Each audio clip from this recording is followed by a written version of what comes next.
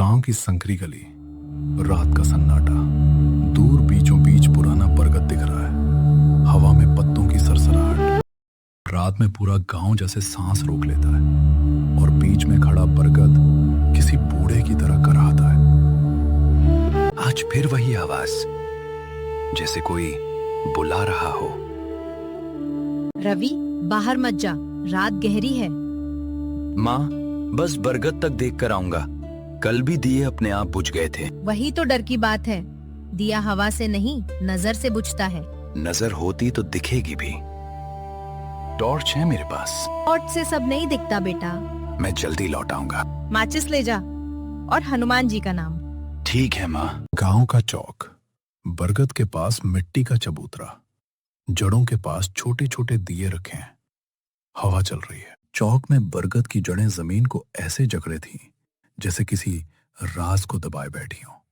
ये दिए अभी तक तो जल रहे थे। अरे, ये लौ कांप क्यों रही है? हवा भी इतनी तेज नहीं। माचिस अब जल गया। अभी अभी फर से बुझ गया। मैंने तो हाथ भी हटाया नहीं था। कौन? मैंने नाम सुना, या हवा थी? इधर मतलब जड़ों के पास। टॉर्च की रोशनी भी अजीब लग रही है, जैसे धुंध में फंस गई हो।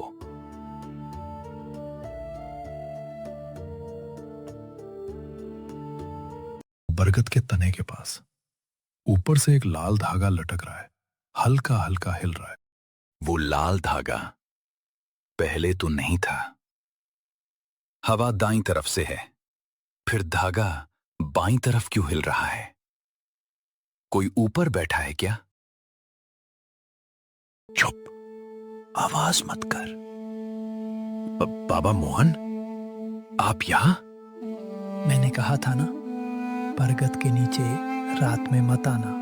पर दिए अपने आप बुझ रहे हैं, और ये धागा। लाल धागा दिख गया मतलब उसने देख लिया तुझे। उसने? कौन? चुड़ैल वाली बात सच है क्या?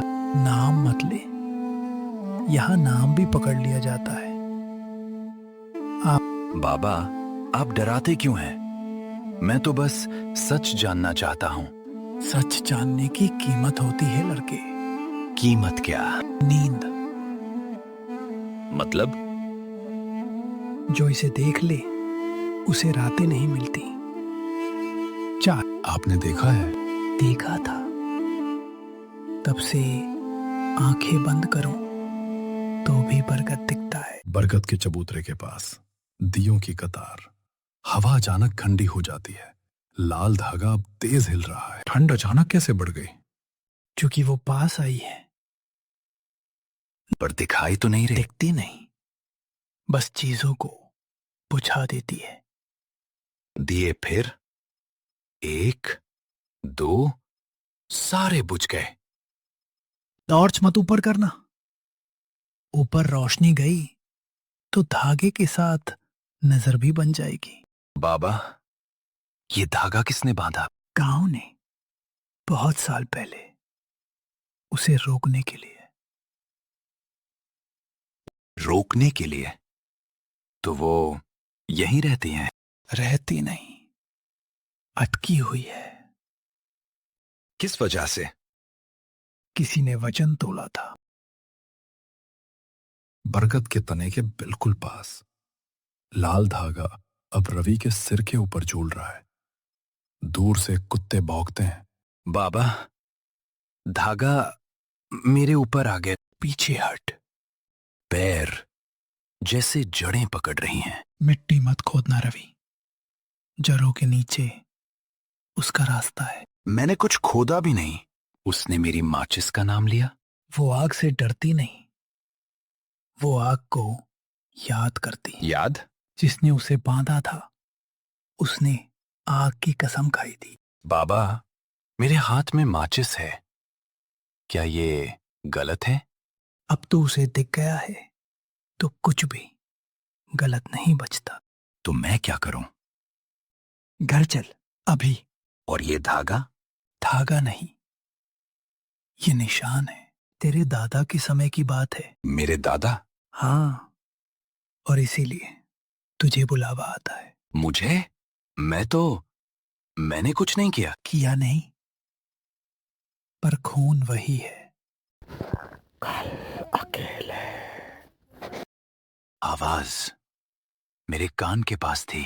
मत पलट, बाबा, अगर मैं कल नहीं आया तो वो खुद आ जाएगी। मेरे घर, मेरी माँ के पास?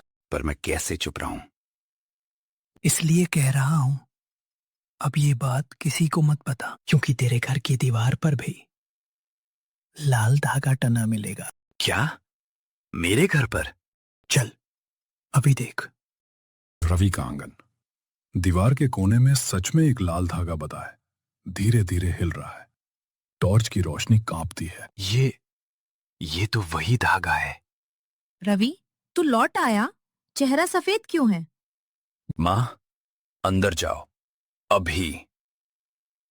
क्या हुआ? बहू, दीपक जलाए रखना। आज रात कोई नहीं सोएगा। मोहन बाबा, इतनी रात? माँ, दीवार देखो। ये लाल धागा हमारे घर पर किसने बांधा? बाबा कह रहे हैं अब वो मुझे कल अकेले बुला रही है। नहीं, तू कहीं नहीं जाएगा। जाएगा, वरना वो दरवाजा खटखटाएगी। सुनो, बाहर बरगद की तरफ से कराब फिर से। हे भगवान! वो हमारे घर तक आवाज ला रही है। ये बस शुरुआत है। कल रात वो तुझे असली चीज दिखाएगी।